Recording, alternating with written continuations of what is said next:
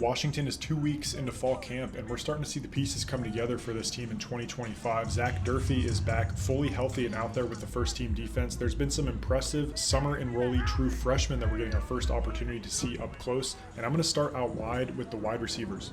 Denzel Boston was named to the Biletnikoff Award watch list for 2025. He could be one of the best wide receivers in the country. He's nearing full health this fall. He's been on the field for all of the offensive drills, just not competing in the 11-on-11 scrimmages quite yet. But the receiver who I believe has taken the biggest strides and been the most impressive throughout fall and dating all the way back to the spring is redshirt sophomore Rashid Williams. He continues to make play after play, diving catches, sideline toe taps. If the football touches his hands, he's catching it. He's been extremely reliable. I think he's going to start the season opposite of Denzel Boston as a wide receiver too. And then Omari Evans, who I think will be the third wide receiver starter this season. He had a really big scrimmage the other day, 2 touchdown receptions, including a 25-yard touchdown catch from Damon Williams Jr. The Penn State transfer, extremely quick. They've utilized him in the jet sweep game. He's mostly lining up in the slot with this offense. And as you move down this wide receiver room, there's a guy who's quickly making a really good impression after enrolling this summer, true freshman Dezmen Roebuck. He was the 2024 Max Preps Arizona High School Football Player of the Year. And immediately after arriving at Washington, he started making some head-turning catches, diving plays, twisting catches. He's really good at adjusting his body to get into the best position to catch the football. And in doing so, he's earned several opportunities with both the second team and the first team offense throughout fall camp. He's gonna see the field as a true freshman this year. Yeah, I mean, he's making plays and making plays and making plays, and even when they're out of bounds, he's making them. You know, he's a heck of a catch on the sideline down here. But Dez is coming in. Now, Dez is he's a late guy because he didn't come in until June, right? A lot of the other freshmen were here in January for spring ball, so he's had to catch up a lot, and as he's trying to catch up, you know, he's continuing to get better and better and better, but I think he's certainly helped himself. But thought some of the young guys had a good day today. And one of those young players, Chris Lawson, who was here this spring, I thought he was the most impressive true freshman all spring. He had 4 catches for 37 yards unofficially in the scrimmage the other day. Receivers coach Kevin Cummings said there are 7 or 8 receivers that are in contention for this 2-deep depth chart at the position. I certainly think Chris Lawson is one of those guys that's going to be in the rotation this fall. And here's what Jedd Fisch had to say about the depth of the receiver room as a whole. You know, I think we're in a good spot right now that Rashid's playing well, KG's playing well, the young guys are playing well. We'll get Raiden back probably Tuesday. Denzel should be back soon. Then you start looking at Amari had probably his best night tonight. Amari made a lot of plays tonight. So if we get Amari at his best, and Audric made some big plays tonight too. So when you start naming the guys, you know, with Rashid and Audric, Amari and KG, Denzel, and then the young guys with Raiden, and Chris had a big night tonight. Chris made a lot of plays yesterday and today, so I'm excited about where they are, and we'll continue to get better. And one of the big areas of focus during that scrimmage this fall was the offensive line. It's been a consistent starting 5 dating back to about midway through the spring, but during the scrimmage starting right guard, Geirean Hatchett went down with an apparent leg injury. He was helped off the field. The trainers had ice on his right knee. He did not return to the scrimmage, but just a few days later, he was a full participant in practice, fully padded up out there with the first team offense during the 11-on-11 and 2-minute parts of practice. You can see him here going through some drills. Number 56, he looks at full health, a very reassuring sign for Washington and its offensive line for 2025.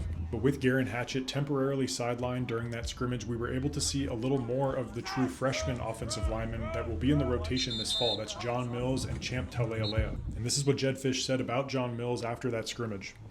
There's no question he ran a lot with the ones today.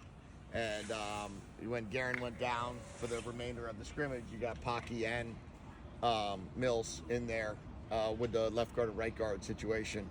So we were able to see some of that there. They're kind of competing at left guard, but with Hatchett down, then they were both able to play. And then Champ's going in a bunch. And I like the way Mills has really kind of changed his body in a short period of time, and has really gotten himself in position to compete and play. This Washington offensive line has been consistent all offseason. Kansas State transfer Carver Willis will be the starter at left tackle. Pocky Finau has been the mainstay at left guard.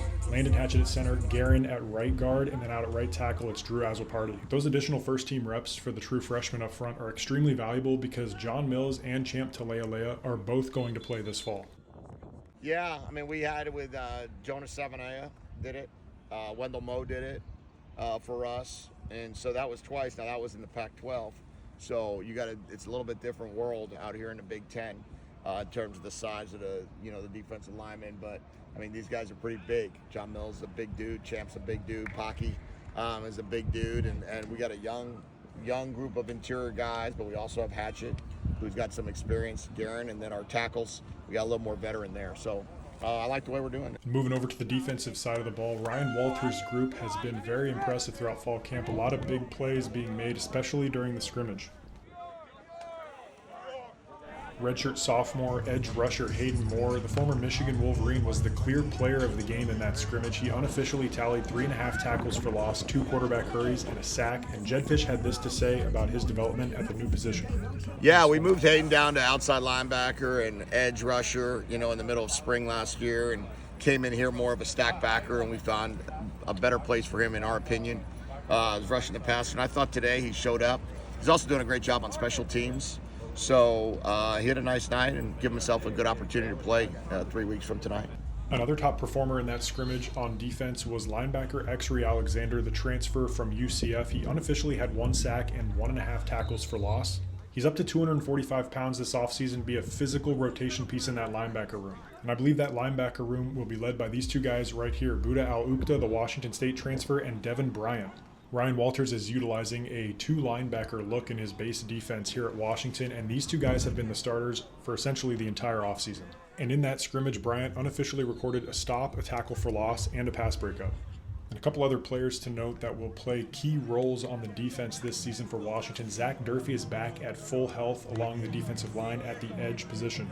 3.5 tackles for loss, 2.5 sacks last season, despite playing in just 6 games limited with injury. And every one of his teammates that we've talked to has said that he is just a different athlete on the edge. When he's at full health, he can be that difference maker on the line, that game wrecker coming off the edge. 6'4" cornerback Tacario Davis has had a really nice fall camp as well. He had 2 interceptions off of Damon Williams Jr. during practice the other day. He's also had a few really solid pass breakups utilizing his length at the position. He's a Bednarik Award watch list player for 2025. And keep your eyes on Batman, true freshman Rylon Dillard-Allen. I think he's going to be an impact player in the secondary for Washington this year. He was a class of 2025 4-star. He has had a lot of opportunities rotating with the first team defense throughout spring and fall at the post safety position. That's the free safety in Ryan Walters' defense. And I have to mention the punting game, which I think will look a lot different this season with Oregon transfer Australian punter Luke Dunn.